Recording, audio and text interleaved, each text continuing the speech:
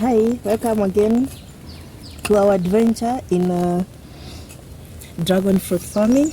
I call it an adventure because this is a real adventure. It is one plant that does not require so much attention, and it is also a very interesting fruit. So as I was saying, today we are continuing with our documentary about how to take care of your dragon fruit. Today we are transplanting some of the dragon fruit that we had already tipped. As I had told you, you're supposed in your original measurement when you're first doing your dragon fruit to do at least between 2 to 2.5 meters between two poles.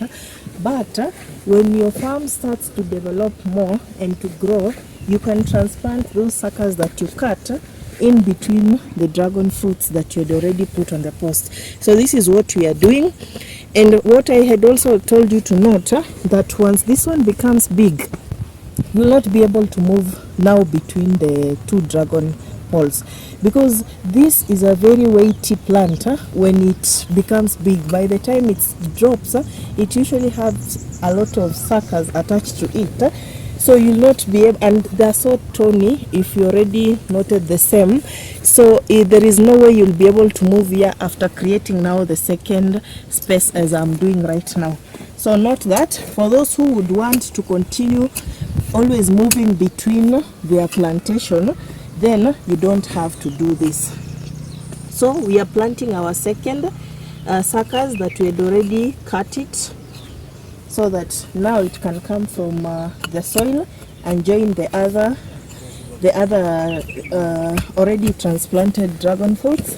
Then also today we have been doing weeding, as you have seen, and as for my first clip that I told you, the weeds, what we do with our weeds, we usually put it together with our farm manure, because this is farm manure, and they dry up together.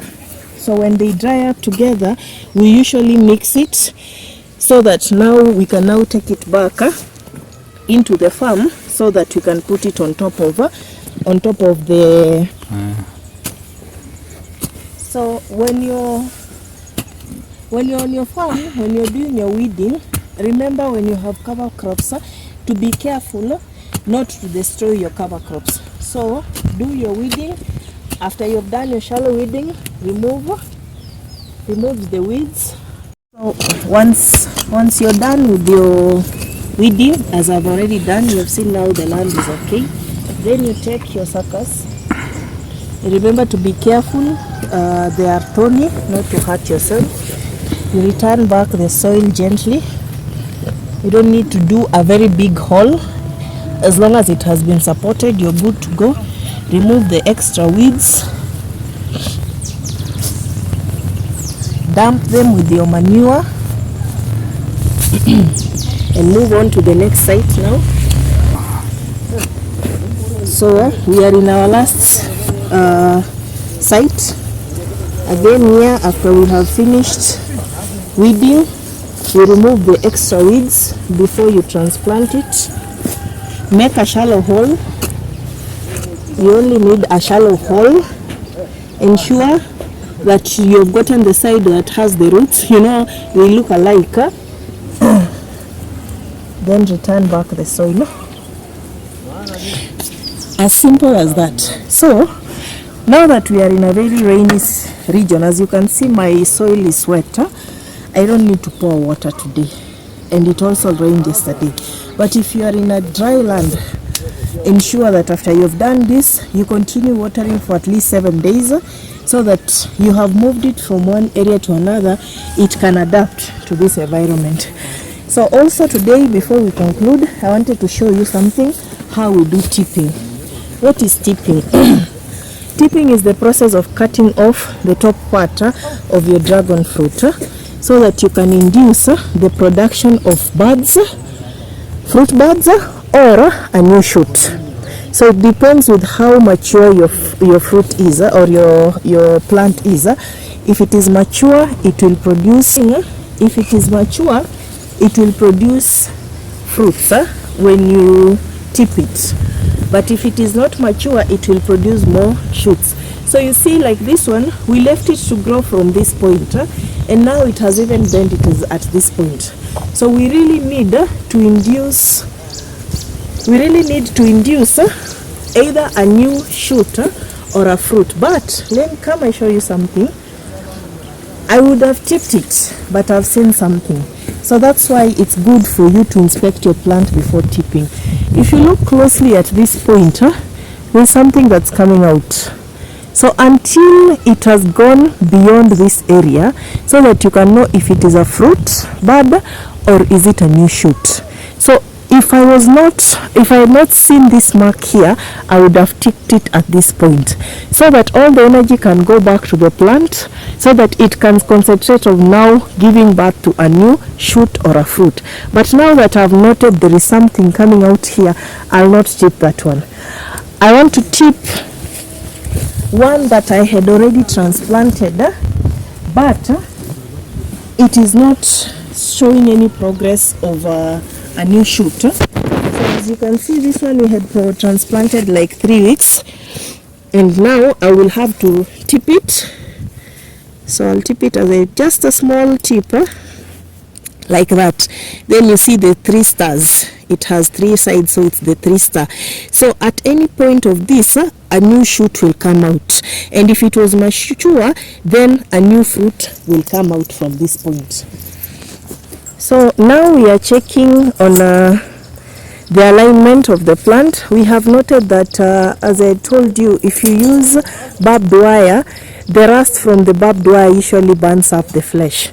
So we are really trying to remove, be careful, yes, we are trying to remove the barbed wires.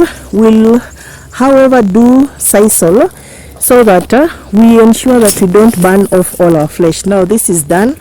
So as you can see, there's also this part that I wanted you to know. This plant usually gives us, it usually produces its own roots from the air. There is a name they used to give it in agriculture, those who are very good in agriculture. So as you can see, these ones, they're either called breathing roots and or aero roots. So you see there are people here who did agriculture. So there are roots that are produced outside the ground, and they anchor themselves on the pole using these roots. They also use it to breathe. So once this fruit has become mature and it has dropped from this tire, you will find that you don't even need to support it with these sisals. Why? Because all this root will have clinged so much on this concrete pole, and the weight of the fruit will be too bulky for it to support itself. So you only need to do this for as long as it's still. So when it's already mature, it can support. It is trying to allow for one healthy bud to continue, so that all the nutrients of this plant can be concentrated on that one plant. But there are others which will not terminate naturally. You'll have to remove. So my advice, or what I've learned, for you, if it has given birth to like 4, you leave one, you remove one, you leave one, you remove one, to a maximum of 3, depending on how long this shoot will be. But don't have, if it has produced 10 on one shoot, don't have all of them 10, because that is how I told you, you can sell this fruit as high as 1300 and as low as 300 depending on the weight. So allow it to be less in a shoot when they are fruiting than being more, so that you can have more weight and more nutrients concentrated on one shoot than various of them. We can move on. For this one, this is one of our healthy plants that we are looking forward into its fruiting season, because as you can see, we have managed all the diseases, we have managed everything to do with the attacks, we have managed to make it maintain one shoot all through to the tire. So once it gets matures, when we'll be tipping off that part, then you'll be able to see fruit buds forming. because it's a mature plant. So thank you again.